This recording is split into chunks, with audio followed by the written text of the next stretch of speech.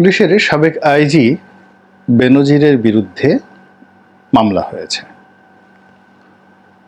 ঠিক মামলা বলতে ঠিক ওইরকম মামলা না, মামলার যে প্রক্রিয়া সেটি শুরু হয়েছে।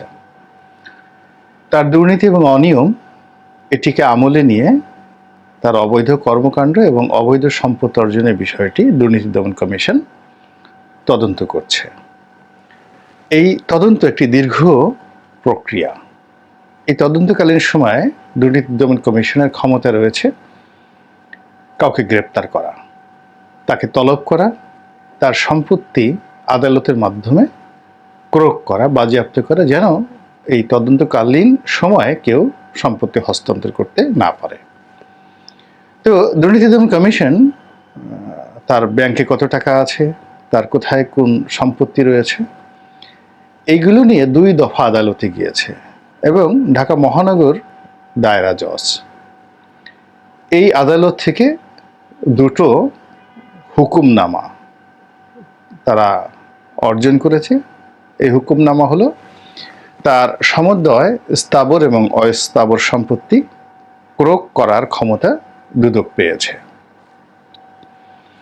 এবং এই ক্ষমতা বলে বেনজির চাইলেও এখন তার কোনো স্থাবর অস্থাবর সম্পত্তি বিক্রয়, হস্তান্তর কিংবা ভোগ দখল করতে পারবেন না।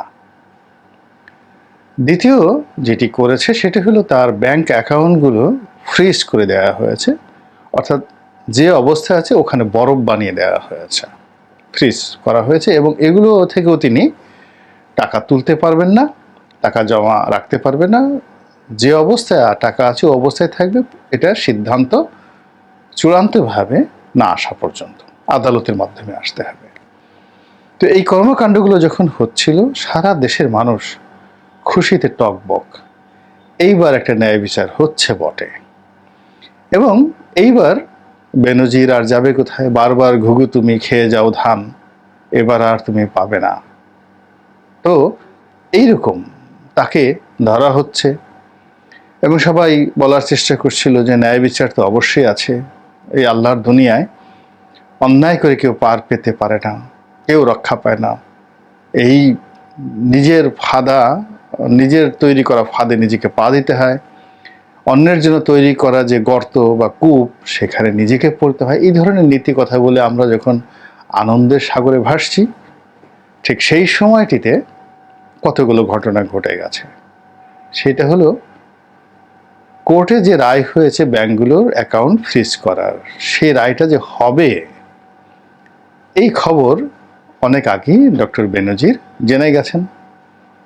তিনি সেই ব্যাংক থেকে সকল টাকা নিরাপদে সুন্দরভাবে তুলেছেন এবং সেগুলো প্যাকেট করে বাংলাদেশের মধ্যে রেখেছেন, অথবা অন্য কোনো ব্যাংকে সরিয়েছেন অন্য কোনো বন্ধুর নামে, অথবা এইগুলোকে ডলারে রূপান্তর করে ট্রাঙ্ক ভর্তি করে তিনি তার নিজের সঙ্গে করে নিয়ে গিয়েছেন, অথবা এগুলো হুন্ডি করে 100 কোটি টাকা 200 কোটি টাকা হুন্ডি করতে তো 1 মিনিট লাগে না, এগুলো তিনি দেশের বাইরে নিয়ে গেছেন। এই গেল একটি ধাক্কা। 2 নম্বর ধাক্কা হলো এই বিষয়গুলো নিয়ে যখন তদন্ত হচ্ছে তখন পত্রপত্রিকার খবর হলো তিনি দেশে এবং দেশের বাইরে, এই মামলা হওয়ার আগেই খুব অল্প সময়ের মধ্যে বেশ কিছু স্থাবর সম্পত্তি তিনি বিক্রয় এবং হস্তান্তর করেছেন। এবং সবচেয়ে শকিং খবর, আশ্চর্যজনক খবর হলো তিনি সপরিবারে, তার 3টি কন্যা সন্তান এবং এদের বিয়ে হয়ে গেছে সম্ভবত সেই গুণধর জামাতা, ভাগ্যবান জামাতা, তার সেই রাজলক্ষ্মী স্ত্রী, মমতাজ মহল স্ত্রী, যার জন্য তিনি, যার কপালের গুণে তিনি এত সহায় সম্পত্তির মালিক হয়েছেন এবং একটা বিরাট অংশ তিনি তার স্ত্রীর নামে করেছেন, সেই রাজলক্ষ্মী যার নাম জিশান মির্জা, তাকে নিয়ে তিনি চলে গেছেন ফুরুত। আচ্ছা, এরপর তিনি কিভাবে গেছেন? লোকজন বলার চেষ্টা করছেন তিনি কি পিকে হালদারের মতো সীমান্ত দিয়ে গেছেন। এও কি হয়? তিনি তো রাজা, তিনি রাজার মতো যাবেন, তিনি সম্রাটের মতো যাবেন, তিনি পিকে হালদারের মতো চোরের মতো শেষো চোরের মতো কেন যাবেন? তো তিনি কোনো সীমান্ত দিয়ে যান নাই। বলার চেষ্টা করা হচ্ছে যে তিনি সিঙ্গাপুর এয়ারলাইন্সের একটি ফ্লাইটে করে ঢাকা বিমানবন্দর দিয়ে তিনি সপরিবারে দেশ ত্যাগ করেছেন। তারিখ সহ পত্রপত্রিকাগুলো, সামাজিক মাধ্যম এবং মূলধারার গণমাধ্যমগুলো খবর প্রকাশ হচ্ছে।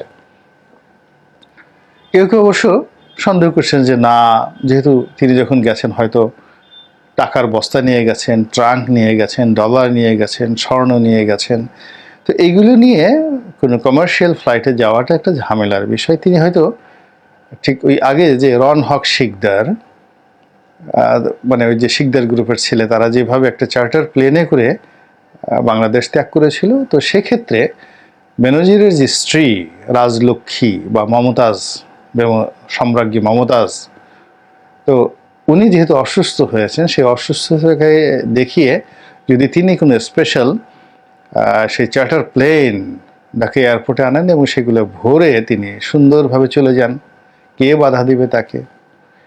বা এর বাইরে অনেক হেলিকপ্টার নিয়ে আরো অনেক কিছু হতে পারে। তিনি গেছেন, প্লেনে গেছেন, হেলিকপ্টারে গেছেন না চার্টার বিমানে গেছেন, আমরা সেই পর্যায়ে নিয়ে আলোচনা করছি। আমরা বলছি না যে তিনি ওই যে সুরা, মানে সেই করোনা শাহেদের মতো চোরের মতো তিনি নৌকায় করে পালাতে গেছেন, এরকম কোনো ঘটনা, বা বোরকা পরে মাজায় পিস্তল নিয়ে র্যাব তাকে ধরলো, হ্যাঁ, তো এরকম ঘটনা ডক্টর বেনজিরের ক্ষেত্রে ঘটেনি। তিনি গেছেন বেনজিরের মতো, নজিরবিহীনভাবে বীরের মতো তিনি গিয়েছেন। আচ্ছা, এখন এটি নিয়ে খুব আলোচনা হচ্ছে। পরের ধাপ হলো তিনি কি আবার বাংলাদেশে আসবেন নাকি আসবেন না। এর কারণ হলো আগামী 6 তারিখে দুর্নীতি দমন কমিশনের ডাকে তাকে সাড়া দিতে হবে। দুর্নীতি দমন কমিশনের কর্তা ব্যক্তির হুঙ্কার দিয়েছেন, তিনি যদি না আসেন তাহলে ভয়ঙ্কর বিপদ হবে। কেউ কেউ বলছেন কম করে হলে 10 বছর সাজা হবে, কেউ কেউ বলছেন 20 বছর সাজা। তার উচিত বাংলাদেশে এসে এটা ফেস করা। তো তিনি সেটি আসবেন কি আসবেন না, এটা কে জানে? আল্লাহ জানে, আমরা জানি না। এরপর আরো আশ্চর্য ব্যাপার হলো যে তিনি আদৌ কি গিয়েছেন নাকি যাননি, এটি বলতে পারবে কারা? Immigration police. আচ্ছা, আপনার আমার কারো কি সামর্থ্য আছে যে ইমিগ্রেশন পুলিশ যে বিভাগের অধীন, সেই বিভাগের যিনি এডিশনাল আইজি আছেন, ডিআইজি আছেন বা এসপি আছেন, তাদেরকে প্রশ্নের মুখোমুখি করা যে আপনারা বলেন সে কিভাবে গেল, কয় তারিখে গেল? সবাই এলোমেলো কথাবার্তা বলছে, কিন্তু সরাসরি যারা তাকে এই কাজে সহযোগিতা করেছে তাদের সঙ্গে প্রশ্ন করার, কথা বলার যোগ্যতা আমাদের কারোর নেই। আমাদের স্বরাষ্ট্রমন্ত্রী, আমাদের ওবায়দুল কাদের সাহেব আছেন, সরকারের মুখপাত্র, তাদেরকে জিজ্ঞাসা করা হয়েছে, তারা খুব নির্লিপ্তভাবে জবাব দিয়েছেন যে আমরা জানি না তিনি কি দেশের ভিতরে আছেন না দেশের বাইরে আছেন। ভাবটা এরকম যে এই এতটা অনুল্লেখ্য, এতটা গরিব, এতটা অসহায়, যে আমাদের মতো এত উঁচু পদের মানুষ তার অবস্থান জানা এটা আমাদের কাজ না। আপনাদের এত দরকার বিমানবন্দর থানার ওসিকে জিজ্ঞাসা করেন, হোয়ার ইজ হি, গুলশান থানার ওসিকে জিজ্ঞাসা করেন, একজন সাব ইন্সপেক্টর যে আয়ও হয় তাকে জিজ্ঞেস করেন। এত বড় সাহস আপনার একজন মন্ত্রীকে জিজ্ঞেস করেছেন, একজন অবসরপ্রাপ্ত সরকারি কর্মকর্তা, তার ব্যাপারে কথা বলার মতো পর্যায়ে কি আমাদের আছে? আপনি এভাবেই মনে করতে পারেন। আবার এও মনে করতে পারেন যে এই দেশের মধ্যে একজন এত বড় প্রভাবশালী, এত বড় আলোচিত, এত সমালোচিত, বিতর্কের ঝড় তুলে ফেলেছেন, সেই মানুষটির চোখের সামনে দিয়ে এভাবে চলে গেল, অথচ রাষ্ট্রের কর্তা ব্যক্তিরা বিষয়টি জানেন না। এ কেমন স্মার্ট বাংলাদেশ, এ কেমন স্মার্ট সরকার? কোথায় তাদের তথ্য প্রযুক্তি, কোথায় তাদের গোয়েন্দা রিপোর্ট? সব কিছু কি কলাপস করে ফেললো? তা না হলে গেল কি করে? তো এই জিনিসগুলো নিয়ে আমাদের এই সমাজে নিদারুণ আলোচনা হচ্ছে, নেতিবাচক আলোচনা হচ্ছে, এবং মানুষ এই দুজনকে নিয়ে যা কিছু হচ্ছিল, অর্থাৎ ডক্টর আজিজকে নিয়ে, বেনজিরকে নিয়ে, তা এই বেনজিরের যে তিরোধান, সেই তিরোধানের ফলে অনেকটা মানুষের মনে রীতিমতো হতাশার যে সাগর, সেই সাগরের রীতিমতো বন্যা শুরু হয়েছে। মানে মানুষ বলতে গেলে এখন সাগরে ডুবে মরার মতো অবস্থা হয়ে পড়েছে।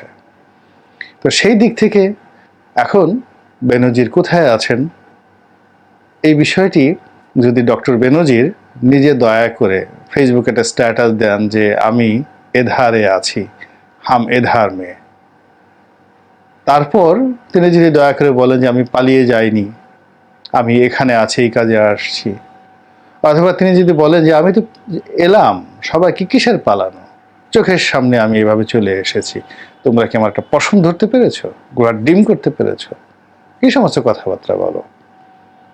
তো তিনি ইচ্ছা করলে, এই যে আমি মনে করি যে একজন ইয়াং যুবক আরাফ খান, খুব সমালোচনা হলো তাকে নিয়ে, এই একটা বাপের বেটা, সে সবাইকে গালাগালি করেছে, মানে দেশি বিদেশি সাংবাদিক যারাই তার সাক্ষাৎকার নিতে গেছে, যা কিছু করেছে, সে সবাইকে চ্যালেঞ্জ জানিয়ে বাপ মা তুলে অকথ্য ভাষায় গালাগালি করেছে, এবং গালাগালি করার পর সে কিন্তু টিকে গেছে, হি ইজ স্টিল দেয়ার, এবং বাপের বেটার মতো সে এখন ঘুরে বেড়াচ্ছে, এবং অনেক বাংলাদেশের লোকজন, সেই সেলিব্রিটি তাদেরকে সেখানে নিচ্ছে, মেয়েদেরকে নিচ্ছে, ছেলেদেরকে নিচ্ছে, এবং যেহেতু তার সোনার ব্যবসা, সে সবাইকে একটু একটু সোনা দিচ্ছে, এবং যারা ওখানে গিয়েছেন এবং আসছেন তারা কতটুকু সোনা পেল, সেই সোনার আকৃতি কি, সেগুলো নিয়ে আলাপ আলোচনা হচ্ছে। তো মধ্যে একবার বদনাম ঘটেছিল যে আরাফ খানের যে টাকা পয়সা বা স্বর্ণের ব্যবসা, তার সঙ্গে ডক্টর বেনজির জড়িত। কেউ কেউ বলেছেন যে না, বেনজির সাহেবের সাথে আরাফের আসলে যায় না। তো যা হোক, এখন সেই আরাফ খানের মতো যদি বেনজির সাহেব এখন হুমকি দেন বিদেশে গিয়ে, কথাবার্তা বলে, হ্যাঁ আমি এখানে আছি, পারলে আমাকে করেন কিছু, if you can do anything, তো সেক্ষেত্রেই একমাত্র আমরা স্পষ্টভাবে বুঝতে পারবো যে বেনজির কোথায় আছেন। অন্যথায় বেনজির সাহেব যদি নিজে না বলেন, তাহলে আমরা মানে এমপি আনারের মরদেহের খণ্ডিত অংশ আমরা উদ্ধার করতে পারবো, আমরা তার মাংসের কিমা, মানে মাংস, সারা শরীর থেকে মাংস ছড়ানো হয়েছে, এগুলো ব্লেন্ডার মেশিনে দিয়ে আবার কুচি কুচি করে কাটা হয়েছে, তারপরে সেইগুলো সেই কমোডের মধ্যে ফেলা হয়েছে, কমোড ফ্ল্যাশ করে সেগুলো আবার সেই সরেজ লাইন দিয়ে সেফটি ট্যাঙ্কের মধ্যে চলে গেছে, সেই সেফটি ট্যাঙ্কের মধ্যে থেকে সেই আনারের মাংসের টুকরা উদ্ধার করার মতো জ্ঞান, গরিমা, বুদ্ধি, প্রজ্ঞা আমাদের আছে, কিন্তু বেনজির, জীবন্ত বেনজিরকে উদ্ধার করার, তাকে আনার বা তিনি কোথায় আছেন সেই রহস্য উদ্ঘাটন করার ক্ষমতা বা শক্তি কিন্তু আমাদের এখনো অর্জন করা হয়নি। তো কাজেই এই যে বেনজিরের অধিকর্তা যারা একসময় ছিলেন, যারা বেনজিরকে আইজি বানিয়েছেন, বেনজিরকে এত কিছু করার সুযোগ দিয়েছেন, তাদের প্রতি একটু রহম করে, নরম দিল হয়ে, দয়া করে বেনজির যদি একটু নিজেই জানান দেন যে হাম এধার মে, আমি এখানে আছি, তাহলে অনেক লোককে আর কষ্ট করে বিবৃতি দিতে হয় না, নেতিবাচক কথা বলতে হয় না, এবং অনেককে বিব্রত হতে হয় না। আজ জুলাই মাসের 13 তারিখ 2026 সাল, পড়ন্ত বিকেলে এই ভিডিওটি করছি। 11 তারিখ এবং 12 তারিখ এই দুদিন সারা বাংলাদেশে মুষলধারে বৃষ্টি। তার আগে গত এক সপ্তাহ ধরে দেশের দক্ষিণ এবং পশ্চিমাঞ্চলে প্রকৃতির বিরূপ আচরণে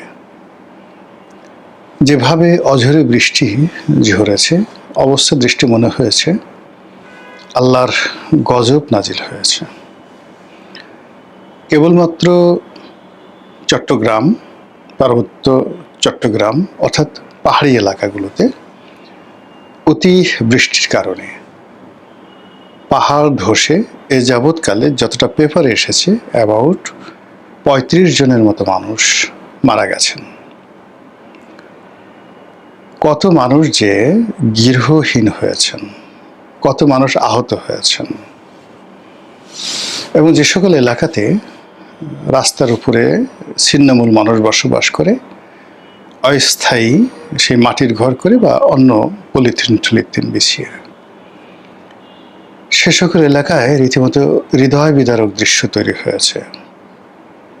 বসত বাটি মানে পানিতে এমন অবস্থা হয়ে গেছে, হাঁটু পানি নয়, বুক পানি, কোমর পানি।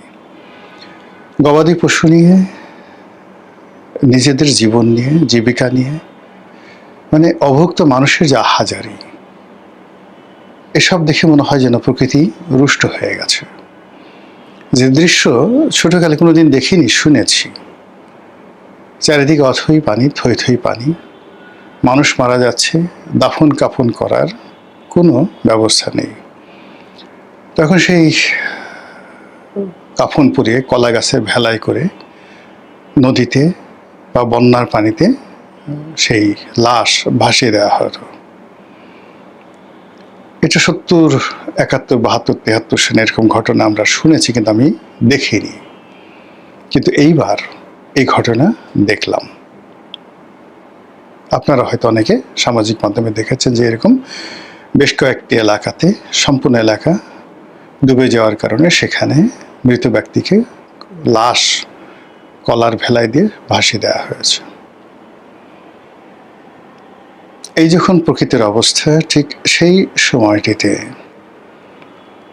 রাজনীতির অঙ্গনে অভিনয়, মোনাফিকি, বাদরামো, অমানবিক কর্মকাণ্ড চরম অবস্থায় পৌঁছে গেছে।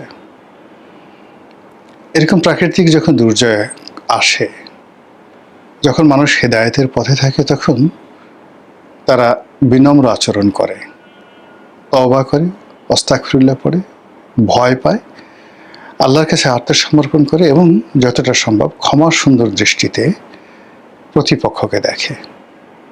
কিন্তু এই যে প্রকৃতির বিরূপ অবস্থা, যখন মানুষ না খেয়ে মরছে, হতাশা চারিদিকে, তখন ত্রাণ বিতরণের নামে যে অভিনয় চলছে,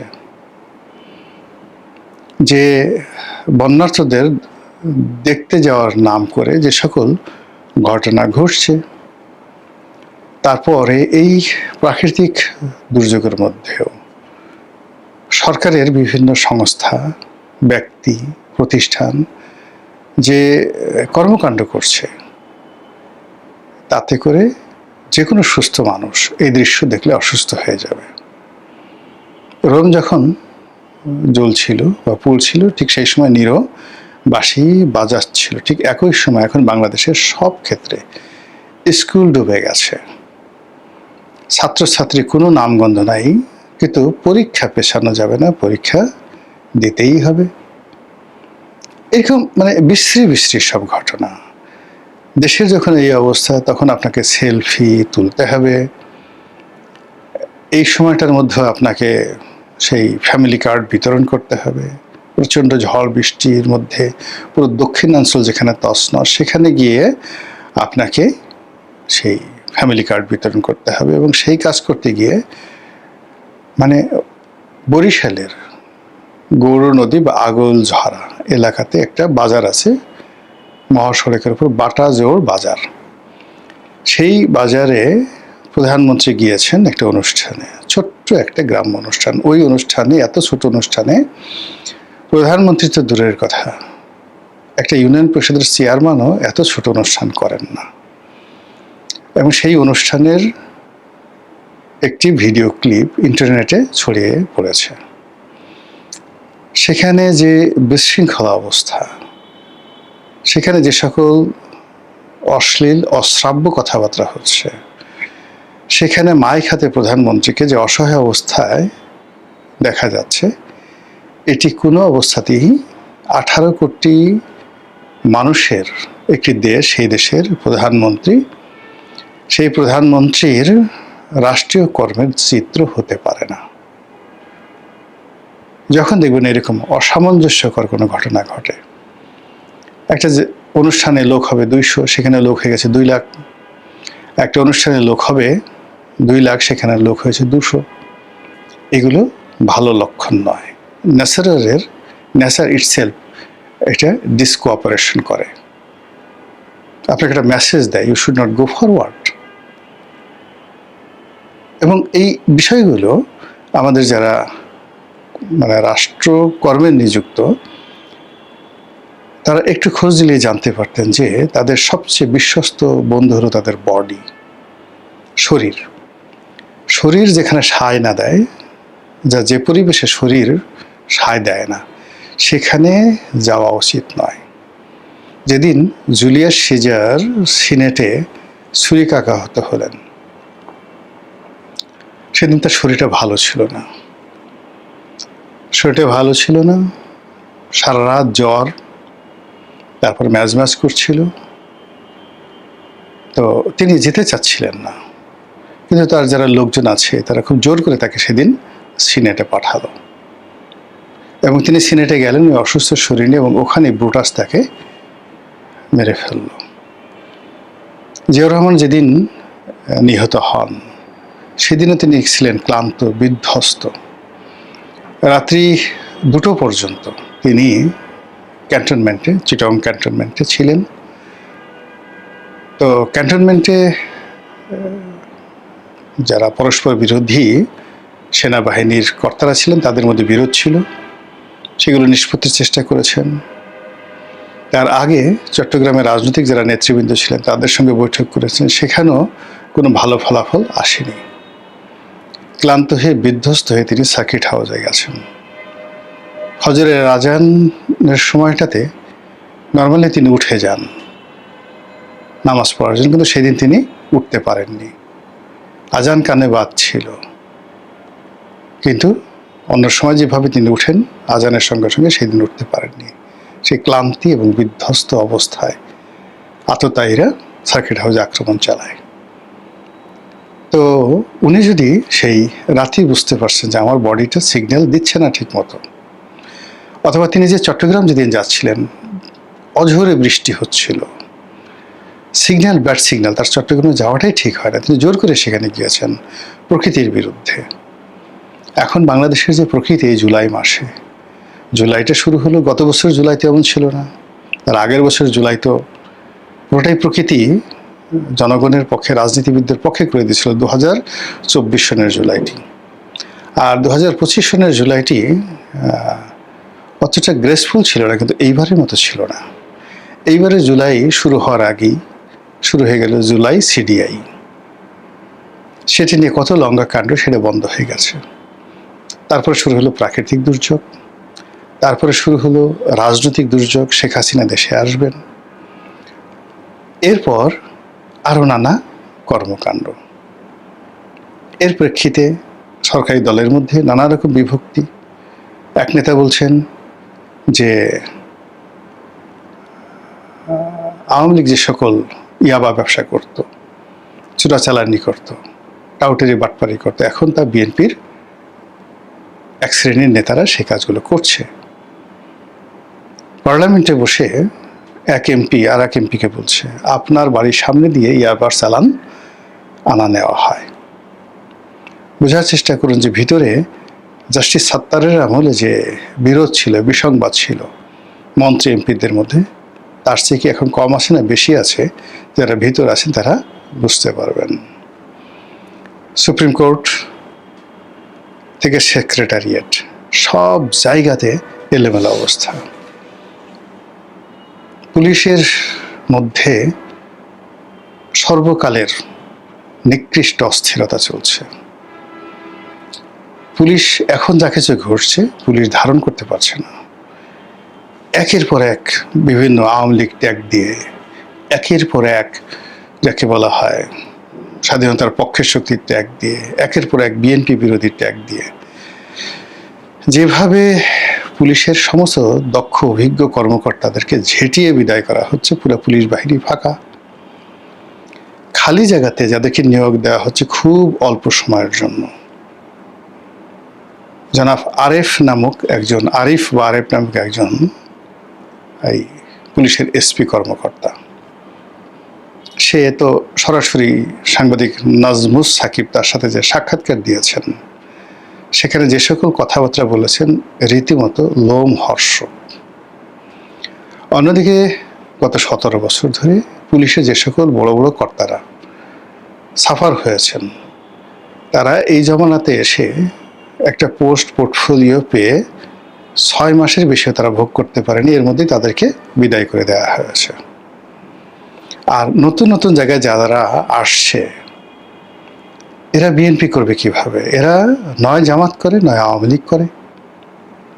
এর কারণ হলো, ধরুন এডিশনাল এসপি থেকে এই অল্প 2 বছরের মধ্যে একটা ছেলে যদি ডিআইজি হয়ে যায়, তাহলে রিক্রুটমেন্টটা হয়েছিল কবে, কোন আমলে হয়েছিল, কিভাবে হয়েছিল, সে আওয়ামী লীগ হয় কি করে, সে বিএনপি হয় কি করে, এই অবস্থা পুলিশে। সিমিলারলি একটা রাষ্ট্রকে চালায় সেই সিভিল সার্ভিস। সেই সিভিল সার্ভিসের সেক্রেটারি থেকে শুরু করে উপসচিব পর্যায়ের যারা ডিসি র্যাঙ্কে ছিল, পাইকারি হারে প্রথমে ওএসডি, তারপরে চাকরিচ্যুত, এবং আরও সামনে চাকরিচ্যুত করার প্ল্যান চলছে। 2018 সালে যারা ডিসি হিসেবে নিয়োজিত ছিলেন তাদের সবাইকে ওএসডি করে রাখা হয়েছে। আর এই সময়টিতে যারা এসপি ছিলেন, খুব মানে কয়েকদিন আগে এরকম 37 জন না 38 জন কর্মকর্তাকে চাকরি থেকে অব্যাহতি দেওয়া হয়েছে। কাজে ওই সময়টাতে যারা ডিসি ছিলেন তারা হয়তো কেউ এডিশনাল সেক্রেটারি হয়েছেন, কেউ হয়তো জয়েন্ট সেক্রেটারি হয়েছেন, তো তাদের সবাইকে ওএসডি করে রাখা হয়েছে। ওএসডি করে রাখার পর এখন তাদেরকে দেখা গেল যে তাদেরকে চাকরিচ্যুত করা হবে, এরকম একটা আতঙ্ক ছড়িয়ে পড়ছে। তো আতঙ্ক ছড়িয়ে পড়ার কারণে তারা পারিবারিকভাবে, মানসিকভাবে, সামাজিকভাবে তছনছ হয়ে গেছে। 2018 সালে আমি নির্বাচন করেছি।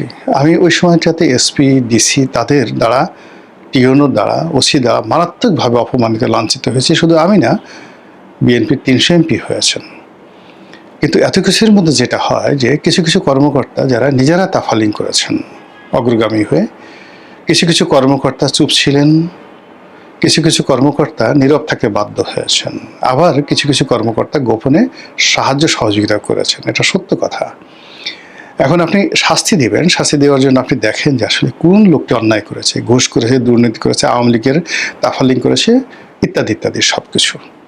যেমন ধরেন 2018 সালে আমার সাথে খুব আচরণ হয়েছে, কিন্তু তখন যে ডিসি ছিল সেই ডিসি তেমন কিছু করেনি, অনেকটা প্রফেশনাল।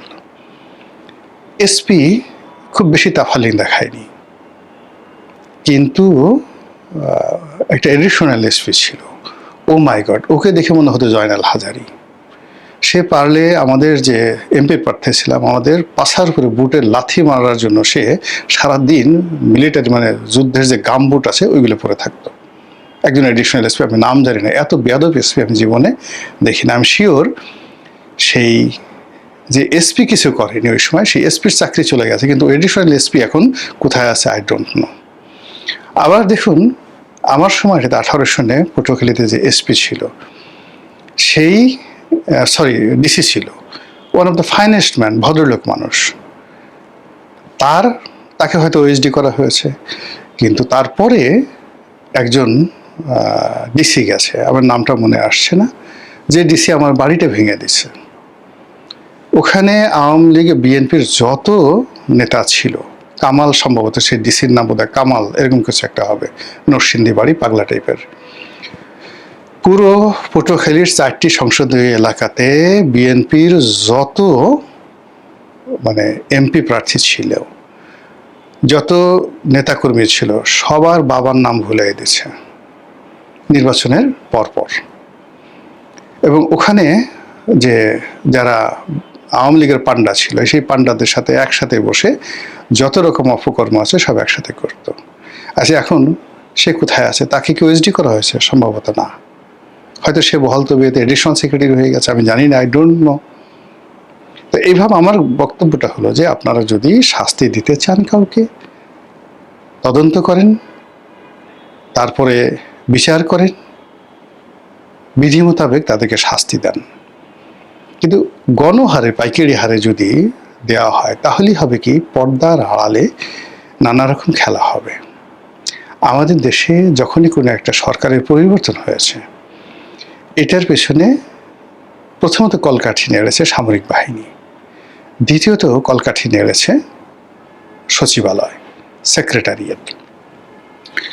এখন এই বর্তমান সরকার এসে সেনাবাহিনীতে ব্যাপক পরিবর্তন হয়েছে, তারপর পুলিশে ব্যাপক ব্যাপক পরিবর্তন হয়েছে, আর সচিবালয়ে রীতিমতো কান্নার রোল পড়ে গেছে। আর এই শক্তিগুলো যখন একটি রাজনৈতিক সরকারকে ডিসকোঅপারেশন করে তখন কি হয়? আপনি দেখেন, এর আগে এরশাদের পতন হয়েছে, জেনারেল নুরুদ্দিন তাকে সাহায্য করেনি।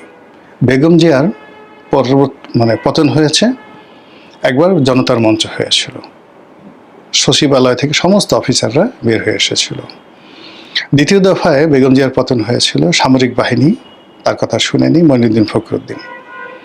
এইবার শেখ হাসিনার পতন হলো বিকজ এইবার সামরিক বাহিনী শেখ হাসিনার কথা মতো গুলি চালাতে রাজি হয়নি, আর গুলি চালানোর মতো অবস্থা তাদের ছিল না। এই কারণে একটা বাহিনীকে শক্তিশালী করার জন্য যে ট্রেনিং দরকার, শেখ হাসিনার সমস্ত ফোকাস ছিল পুলিশকে কেন্দ্র করে। আর্মিকে সে পুরো সময়টাকে অবহেলা করেছে, তাদেরকে সুযোগ দিয়েছে, সুবিধা দিয়েছে যেন তাদের ভুঁড়ি বাড়ে, যেন তাদের যুদ্ধ করার ক্ষমতা কমে যায়, যেন তাদের লোভ হয়, তারা ব্যবসা বাণিজ্য পায়, বড় বড় পোর্টফোলিও পায়। জাতিসংঘ মিশনে যাও, টাকা উপার্জন করো, প্রেষণে আসো, বিভিন্ন দূতাবাসে কাজকর্ম করো, এই রাস্তা বানাও, গাড়ি বানাও, কন্ট্রাক্টারি করো, কিন্তু বন্দুক তুলে নিও না। আর সেই কাজ করার ফলে কি হলো, এই সুশৃঙ্খল বাহিনীটি এরকম একটা পরিস্থিতি মোকাবেলা করার মতো যে সাহস দরকার, নেতৃত্ব দরকার, এটা শেখ হাসিনার জমানাতে এক জেনারেল ওয়াকারুজ্জামানকে দায়ী করলে হবে না, এটা ছিল না। ট্রেনিংগুলো হয়নি। আপনি গোলাবারুদ নিয়মিত তাদেরকে সরবরাহ করা হতো না, তাদেরকে সারা বছর তাদের কাছে অস্ত্র থাকতো কিনা আমার সন্দেহ। আমরা শুনতাম যে অনেক অস্ত্রের পিনগুলো খুলে কোতে রাখা হতো, অস্ত্র থাকতো কিন্তু ওই যে ফায়ারিং পিন তাদের ছিল না। আমি এগুলো শুনেছি এই সমস্ত কথাবার্তা। তো সেই বাহিনী কি করে এরকম একটা পরিবেশ পরিস্থিতি মোকাবেলা করবে? এবং সেই অবস্থা আর্মিদের মধ্যে যে ট্রমা, সেটা এখনও আছে। এখন আর্মিকে গালাগালি করা হচ্ছে, এখন তাদেরকে তুচ্ছ তাচ্ছিল্য করা হচ্ছে, কিন্তু তারা যে পুরো জিনিসটি অতীতের মতো করে হ্যান্ডেল করবে, এটা এই 17 বছর কন্টিনিউয়াসলি তাদেরকে অবদমিত করার পর আবার এখন এই জমানাতে যখন আর এক দফা চাকরিচ্যুতি, সমস্ত সিনিয়র জেনারেল আপ টু কর্নেলের উপরে পর্যন্ত যত পদ পদবি আছে সবগুলোকে ট্যাগ দিয়ে আপনি তাড়িয়ে দিলেন। আমান আজমির মতো লোকদেরকে আপনি প্রমোশন দিলেন, ভূতাপেক্ষা প্রমোশন দিলেন, অনেক লোককে আপনি খুব বেশি প্রমোশন দিয়ে সামনে এগিয়ে নিয়ে আসলেন। ফলে ওখানে যে ভ্যাকুয়ামগুলো তৈরি হয়েছে, এই ভ্যাকুয়ামগুলো যত বেশি হবে ততই পর্দার আড়ালে খেলাধুলা বেশি হবে, নানা রকম দুর্ঘটনা ঘটবে, নানা রকম অর্শনের সংকেত দেখা দেবে, অবিশ্বাস দেখা দেবে, এবং রাষ্ট্র পরিচালনা এবং রাজনীতির যে স্বাভাবিক সৌন্দর্য আছে, স্বাভাবিক রিদম আছে, এগুলো থাকবে না।